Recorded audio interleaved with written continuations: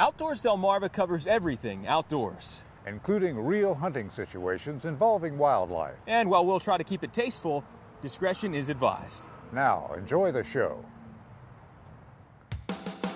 This week on Outdoors Delmarva. Even when we can't be there, we're getting there by putting the camera in your hands. We're debuting our new Viewer Venture Cam segment when some Delmarva sportsmen capture a wing shooting adventure in South America. Then, it's a movement to create healthier, more stable whitetail populations. And oh yeah, bigger bucks too. We'll study up on quality deer management. Plus, we'll continue our road trip to some of the outdoor shows happening this time of year, It sits like this and goes down like that. as we ask the vendors to give us their best sales pitch. And we've got plenty of new viewer photos to share right now on Outdoors Delmarva. Take 'em.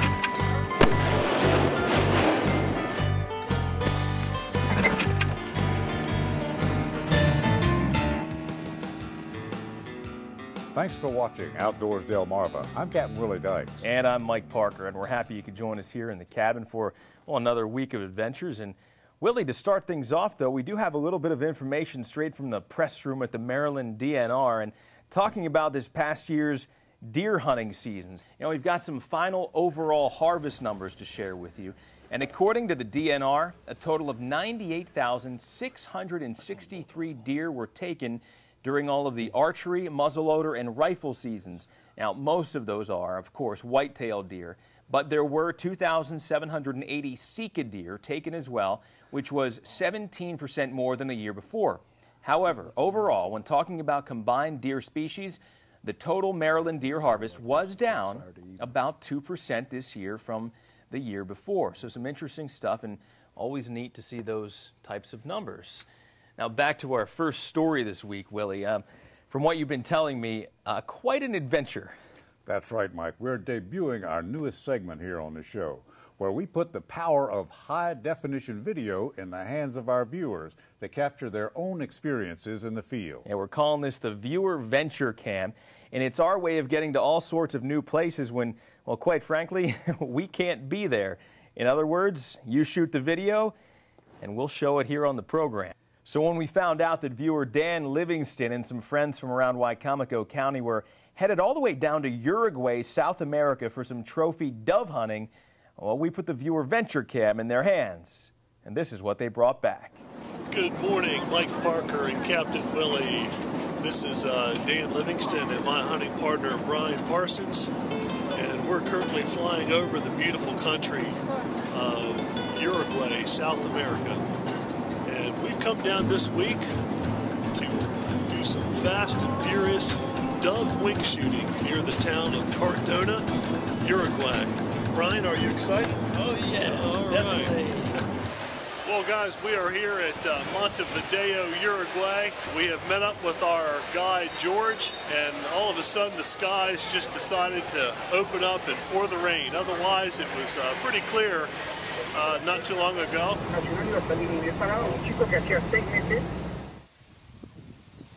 Good morning everyone, and welcome to beautiful Cardona, Uruguay. It's about 6 o'clock in the morning right now. The skies are quiet, but in about an hour or so they'll be thick with the Uruguayan eared dove, and I think there's going to be a lot of happy hunters out here today. There's my good buddy Brian Parsons, the dove master.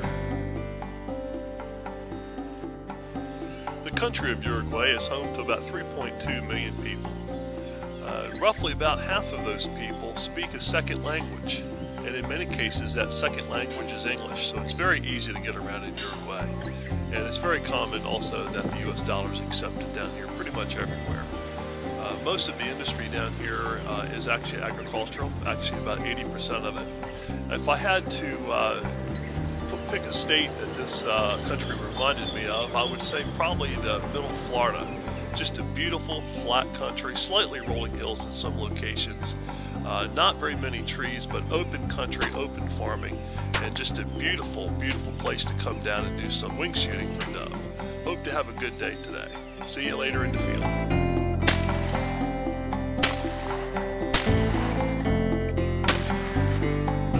Guys, I tell you, this is amazing shooting here in Uruguay.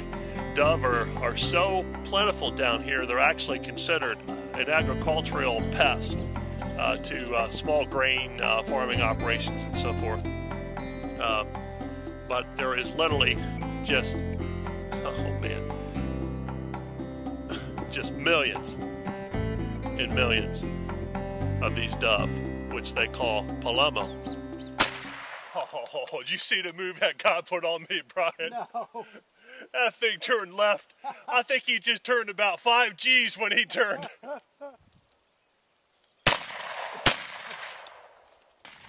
You shoot so much, and you actually don't realize it until you look down into the case, and you've shot a whole case, not a box, but a whole case of shells.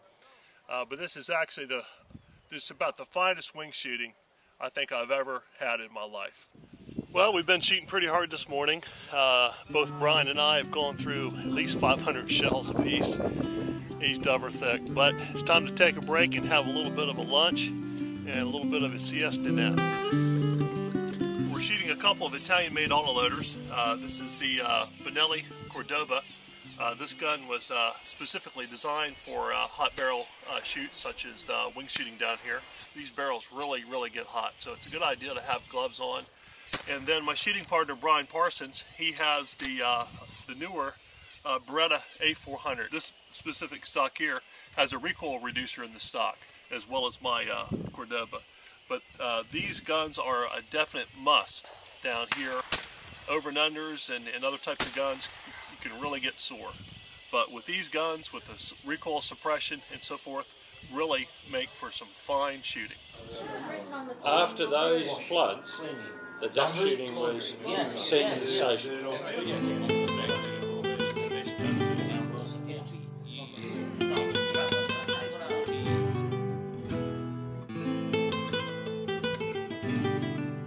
This is our third day out. We're hunting a sunflower patch. And when I say patch, I mean acres and acres of sunflower seeds today. This right here is what they're definitely after. All those sunflowers right there. Primary food source down here for the dove. Hunting here with my buddy Brian Parsons, and he's schooling me here. You just start getting selective on your shots. Really anything 25 yards or in is pretty much, well, that one wasn't toast, but the next one will be. All right, Brian?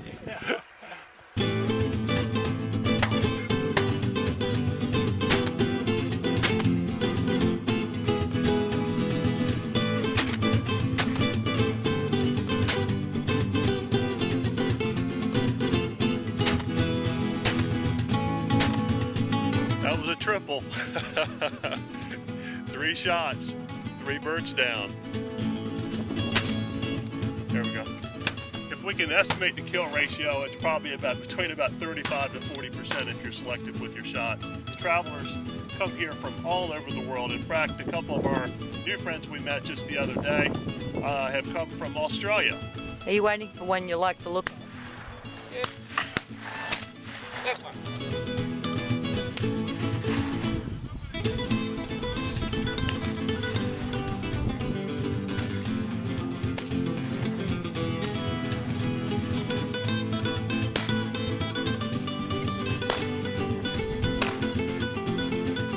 Guys, we've had an enjoyable time down here in Uruguay this week. We've had some of the best wing shooting that you could possibly imagine. So Mike and Captain Willie, you've got to find a way to get down here on that chopper.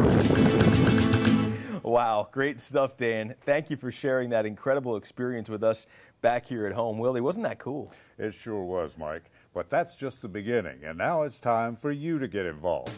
If you've got an upcoming adventure here on Delmarva or beyond, we want to see it. Whether it's a fishing or hunting trip, or going camping or hiking with a community group or friends, let us know, and we can put the Viewer Venture Cam in your hands. Got an idea? Email Mike at mparker@wboc.com. It's the Outdoors Delmarva Viewer Venture Cam. You shoot it, we'll show it. Still to come on Outdoors Delmarva, it's the movement aimed at creating a healthier herd of whitetails and bigger bucks too. We'll study up on quality deer management.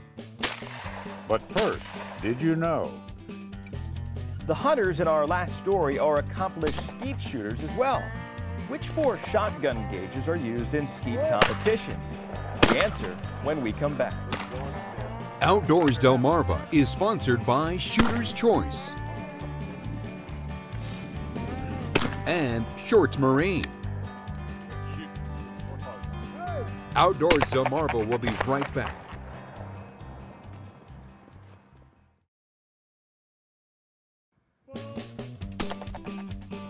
Did you know?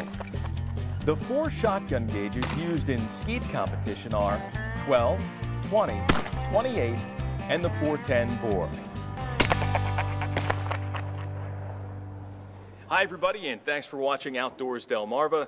I'm Mike Parker here at the Seaside Boat Show at the Ocean City Convention Center, happening through Sunday afternoon. A lot to see here. Joining me right now is my friend Kelly Roth from Shorts Marine. Hey Mike, how are you doing? I'm doing really good. Thanks for hanging out with us. Why don't you just show us a little bit about what you have here, kind of a little something for everybody. You bet. That's the beautiful thing about the Ocean City Boat Show down here. It's an annual event where we can showcase all of our products, starting with pontoon boats for the family who wants to run around in the backwaters. We have small jet-driven boats for, you know, the younger generation who wants to get out there. A family twin-engine jet boat, real shallow draft. And we bring all of our fishing boats with us, anywhere from little 16-footers all the way up to 25-foot cabin boats. Now, being right up in Millsboro, this is a nice short drive. Pretty cool to have something like this in your own backyard. Absolutely. It's almost like coming down here and having a reunion every year. All right, Kelly, thanks Thank for hanging out. Thanks to Shorts Marine for sponsoring our show. Willie, we're going to send it back to you. Thanks, Mike. If you tuned in last week, you saw some of our road trip to the Eastern Sports and Outdoor Show in Harrisburg. This week, we're continuing to share some of the sights and sounds from that event, including spending some time with the pitchmen. What is it? All right, so what Buck Score is it's a new computer program out that's actually developed by me during my master's project at Mississippi State University. Lets you take your trail camera pictures of your buck, put them into the program, use your mouse, and easily just score your buck before you ever lay your hands on the deer. Just go ahead and use your buck score, score your bucks. Simply put it against your tree gently, hand above it, 2 fingers and a thumb, and you just spin the handle right here. After it gets a good bite on the tree, simply use one hand. The big advantage is also it keeps people from stealing your tree stakes. We have a unique bobber that actually travels from where you cast. So if anybody fishes with a bobber, you know, usually they're round. This one's round, but we flattened it out. And we put our minnows, worms, whatever you like to fish with. And then when you pull the bobber, you can advance and it'll travel beyond the cast to that spot you want to move. So if the wind blows or the fish move, you just pull the bobber, release it, it will glide right to the spot you want to fish. It's neoprene, it fits all your guns. And quickshotgunsling.com, stretch it out, lock it back, shoot your gun. Got great follow through. I have the easiest carry in the world of a gun or a bow. Okay, we're working on a new type ground tree blind seat. Gives comfort. You can stay off the ground, nice comfortable seating. Full 360 rotation, so you can easily move to the direction of the game. So what we're doing is we're offering hunters different varieties of trees and shrubs to plant on their property and enhance their land. Let me show you this one right here. This is a multi-stem form of a crabapple tree. The message is to enhance your land and take your neighbor's deer, steal your neighbor's deer, and grow bigger bucks. Mike, what's coming up next? Well, Willie, I'm going to wrap things up here at the Seaside Boat Show and head back to the cabin, because when we come back, we're going to check out a recent seminar all about quality deer management. Plus, you're not going to want to miss this week's Scorchy's Corner Classic. Scorchy's Corner Classics are sponsored by Tars Marine Insurance.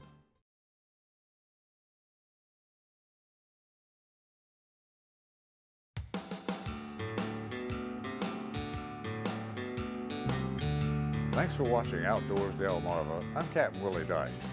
Now, you've probably heard the old saying that a bad day deer hunting is better than a good day working. But as a lot of hunters and landowners have found out, there's a lot of work involved in managing a deer herd too. Recently, we found some sportsmen that are starting to see their hard work pay off. A quick scan of the parking lot outside the State Fair Exhibit Hall in Harrington reveals a common thread: pickup trucks. Inside, the men seated share something else in common. They're learning about the movement known as quality deer management. Well, this whole move has been a move away from traditional deer hunting and deer management, where you put heavy pressure on the bucks and little or none on the does, with hardly any interest or activity in habitat management. Quality management is an all-faceted approach. The state of Delaware bought into QDMA early. In the early 90s, it became and remains the only state committed to a lifetime membership with the association. Ever since, Delaware's whitetail herd has never been looked at the same. Education has come to the forefront, trying to sway hunters and landowners away from simply hunting and consuming deer, and teaching them how to actually improve the resource. You're trying to let some of the bucks get older before they're harvested, and when you do that, they've got better antler development. You've got a better buck-doe ratio.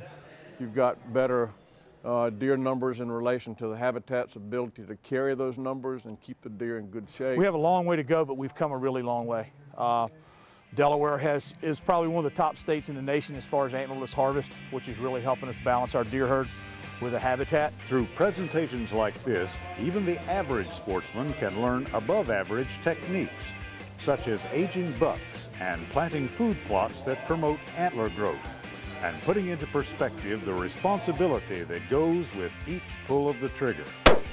One of the important things that hunters need to realize is every time they decide to harvest an animal or not harvest an animal, whether that be an antlerless deer, doe, or buck, they're making a management decision that will have impacts on that deer herd for years to come, almost like throwing a stone into a pond and the ripples go out. We've got 10 million deer hunters out there, and our organization has nearly 50,000 in its membership. So our target is 10 million. To learn more about quality deer management, go to outdoorsdelmarva.com. Mike, over to you. Thanks, Willie. Well, if it wasn't for some wind earlier this week, I'd say we would have had some pretty perfect days, you know, with temperatures in the upper 50s and even low 60s. Some might even call that fishing weather. Then again, as Scorchy Taws reminded us back in 1984, you can get out on the water this time of year. It doesn't guarantee you're going to catch anything. Last Sunday, we went in search of yellow or white perch, crappie or pickerel, or whatever Pitts Creek in the lower Pocomoke chose to yield. It was a day for us, Otwell Goldsboro, Tim Taws, and me, that the creek chose to yield almost zilch. Except for a single pickerel that shook free at the boat, the wind was the only thing, for us at least, that bit all day. And yet again others who were finding pickings a lot better than we were. You gotta believe these guys knew something that we didn't. But there were consolations. We weren't bothered by insects, and oh yes, on the way home it was comforting to know there'd be no fish to clean, and hopefully better days ahead. Scorchy Taws, wandering our Delmarva land for WBOC News. Still ahead on Outdoors Delmarva, we'll check in with the area's premier nature photographer. Catch a flight into the world of warblers. Don't go anywhere. Outdoors Delmarva will be right back.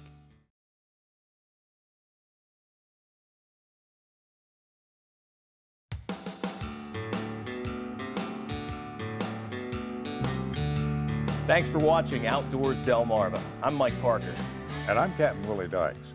From the number of emails and viewer pictures we've been getting, it seems like it's been a pretty good winter for bird watchers out there. And that's a good thing. Yeah, it sure is. And for photographer Kevin Fleming, you know, birds have always been a pretty fascinating find, especially when it comes to those that share a common name. Warblers are some of my favorite birds. We have quite a few warblers here on the peninsula. A lot are only here in the summertime. There are a couple, like the pine warbler, that's here all winter.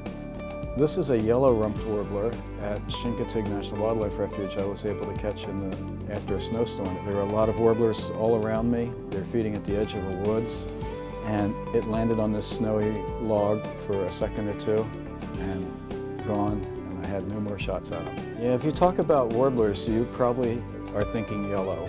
Prothonotary warblers are named for folks in the Catholic Church, like cardinals are named after cardinals, and there's a prothonotary in the Catholic Church that wears yellow robes. This is a prairie warbler that I found in a pine forest. Able to get close enough with him and catch that nice background of out-of-focus pine needles, and that makes everything kind of come together in that photograph. Still ahead on Outdoors Delmarva, your latest viewer photos.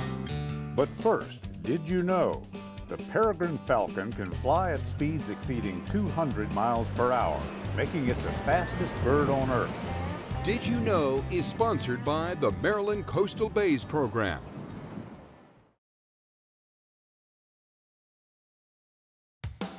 Outdoors Delmarva is sponsored by Shooter's Choice and Shorts Marine.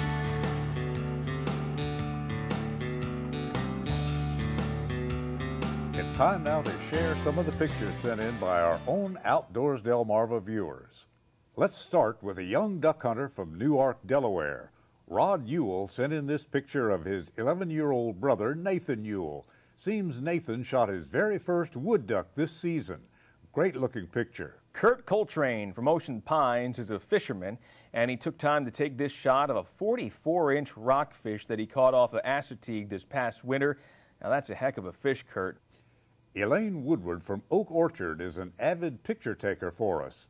Check out some of these beautiful shots from around the Bombay Hook National Wildlife Refuge. Christine Terry sent in this funny picture taken during the last winter storm. You know, it's kind of hard to tell here. Who's watching who? This black lab watching the deer, or the other way around? Well, either way, we love sharing your outdoor photos here on the show, so please keep them coming. You can email me at mparker@wboc.com. Well, Mike, it's been a great week of adventures, and we've got more on tap for next week, too, including a hayride through a local state park, where we'll keep an eye out for wildlife. Make sure to tune in for more of this Owl Prowl. Should be fun. Until then, for Captain Willie Dykes, I'm Mike Parker, reminding you to get outdoors, Delmarva. Willie, ever go on an owl prowl? When I was a younger man. Yeah, a lot of that hooting and whistling. A lot of that, yeah. Yeah, but in your case, it probably had nothing to do with wildlife, did it? Some, yes.